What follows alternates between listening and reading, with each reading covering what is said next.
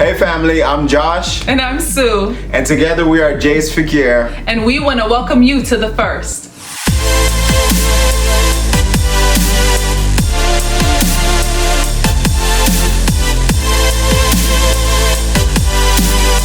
If you haven't done so already, please go ahead and subscribe to our channel and share the content. And if you like this video, give it a thumbs up. Don't forget to comment if you see or hear anything that helps you, or if there's anything you want to add to what is being said that you feel can help other viewers. Please feel free to do so in the comment section. So today we got something interesting. We're talking to you about prejudice in a relationship. It's very relevant to today's time. We're seeing a lot of things that are going on, a lot of acts of hatred. People are at odds with one another.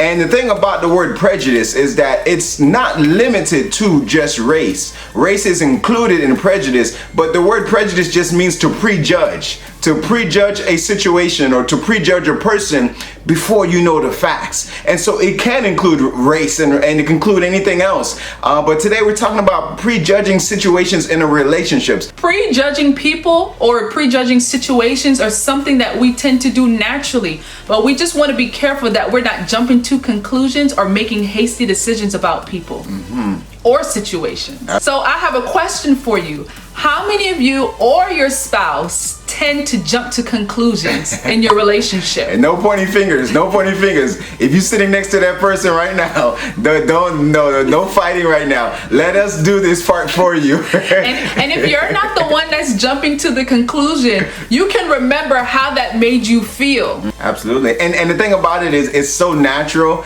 that it's probably not just one person. I think we all can be guilty of that at times. And I mean, I'm thinking this brings something to my memory. I remember one time I was driving home from work, and I don't remember something like something very important happened at work, and I think I was very excited about it. And so I work, probably 30 minutes away from home, and I'm trying to call SueAnn, and she's not picking up the phone.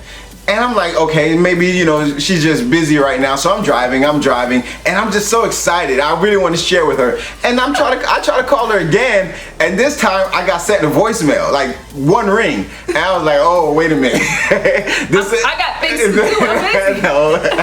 And so this excitement started to turn just a little bit into anger, just a little bit. And I'm calling her, and I'm like, yo, is everything okay? Now I'm like, well, is everything okay, or you just ignore my calls? And so, I'm giving it a minute again, and I try to call. And so by the time I get home, again, it's a 30-minute drive. I come through the door, and I'm like, yo, what's going on? Well, I'm trying to call you. And Sue's like, what? I said, I'm trying to call you. You ignore my calls. And then the whole time, the baby was playing games on her phone on the couch, and the baby was sending me to voicemail. So I'm interrupting the game, and she's hitting the red button when I call. Decline. And it's sending to me to voicemail. And I came in, and I just jumped straight to a conclusion. Sue's just home and trying to cook dinner, and the babies, she had to get the baby her phone just to keep them occupied. And so, I felt terrible about that. So in hindsight, what I could have did differently, I could have first came in, checked to make sure everything was okay, and then figure out the facts before jumping to a conclusion. And speaking of going through phones, babe, have you seen my phone? No.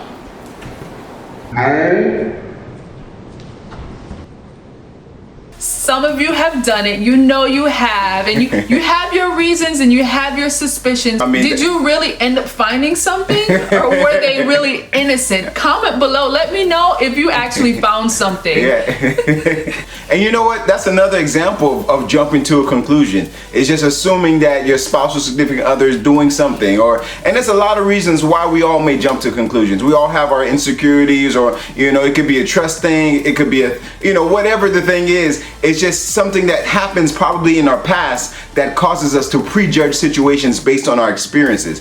But where that can be a problem is when the prejudging is affecting your spouse or significant other, because now they're feeling attacked. Immediately after that, you see that there's fact checking that goes on. What was said that was actually a fact versus some sort of biased opinion. And so it's just making sure you're doing your due diligence, not to just jump and make a conclusion with the limited or little information. So how do you make sure you are approaching a situation and doing it not jumping to conclusion, but finding out how to get to the bottom of it? That's a good question. As a matter of fact, we have a video called How to Handle Disputes.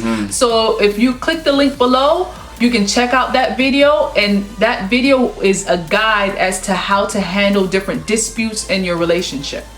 Because disputes will come up. You know, there are situations where things may look a certain way to you, and just naturally that's what you assume for it to be. But how do you kind of get to the bottom of it together? You know, one of the things we talk about in there is fighting fair. There are times where you may have to have uncomfortable discussions, but let it be something that's productive and not destructive. So one of the things that Joshua and I like to implement just in our relationship and in every area of our life is a scripture. Where's it taken from, babe? It's from James chapter 1 verse 19. We always try to be slow to speak, slow to anger, and quick to hear. I think I said it backwards though. Yeah, it's still good. It's you know, quick to hear, slow to speak, and slow to anger. And one translation actually says slow to wrath, because you know some of us have that, you know, that temper. You can go 0 to 100 like that. We've implemented that in our relationship and just try to do it in life, and it helps us not to jump to conclusions. Definitely. And you know, one of the things that Joshua and I always talk about that people do it, there's certain people that when you're speaking, they always try to finish your last word, sentences. or they try to finish what you're saying. Like they don't even know what you're saying, and they don't sit there and listen. They just already know in their mind what they're saying. Please don't do this to your significant other or your spouse. Just sit and listen and wait your turn. I know we live in the age where technology has made us like quick to want to know everything. We like that microwave generation. To the point. What are you saying? To the point. Exactly. they don't even want you to get to your point. They want to finish the point for you because they believe they already know what you're saying. Hey, so just comment below if you've ever had someone try to finish your sentences, and while you're talking and going through the process, comment below and let me know how that made you feel. Yes, it's frustrating. And so, quick to listen, slow to speak, slow to anger. Was I supposed to say that part? So we try to implement this. We're telling them basically that we hear you. We hear what you're saying. Good. And then go back and always try to kind of like restate what they're saying. So what you said was this and how you feel was this, you know, just so they know and understand that you are listening to them. And sometimes people just want to be heard. They don't just shut them down. Yeah, absolutely. I mean, you know what? That's such a good point, because a soft answer turns away wrath. A lot of things that's progressed or escalated to an argument, you know, you can actually turn it right there just by showing the other person that you hear them. And because otherwise it becomes a shouting match. I'm gonna make sure you hear me, you're gonna make sure I hear you, and so we're speaking over each other, and it doesn't take us nowhere but, you know, down the wrong path. And so when you're quick to listen and you hear it, sometimes certain things can be cleared up just by listening. You know what, SueAnn could be telling me something, I'm like, you know what, okay, I see what you meant there. This is what I thought you were saying, and if you were saying that, it would be a problem, but now I understand. So you quick to listen, slow to speak. For some of us, that's a work in progress. You know what I mean? Slow to speak and slow to anger. I promise you, it'll change the dynamics of the relationships and in the communication department, because now no one's jumping to conclusions. We're understanding each other, and then a lot of times you're going down the same path. You're going in the same direction, you just probably, like, you know, different pages, so you're misunderstanding each other. This is really a topic that, you know, we're having some fun here, but it's in all seriousness as well. You know, there's prejudice happening all around us, and we're coming to find out that, you know, this prejudging situations is not going to do anything but ruin it. I'm going to put a link below of a video I just saw on Facebook, and it was just how this one man was able to infiltrate just an organization that was built on hate, and all he did was show love and not jump to conclusions, and it turned the relationships around. And I think it's a very powerful video, and I think you'll enjoy it. So try not to prejudge people in the world, situations, and especially your significant other. Yes. And walk in love. Give people a chance. Yeah, give people a chance. If you like this video helped you, please give it a thumbs up, and don't forget to subscribe. Our goal is to help as many people as we can, as many relationships, as many marriages. Absolutely. So if you can share the content, we would greatly appreciate that. Our goal is to hit the 1,000 subscriber mark, and we would love for you to be a part of that and to help us to get there. Absolutely. So we appreciate you guys. You guys are family to us, and we'll be looking forward to seeing you next week. Same time, same place. What time is that?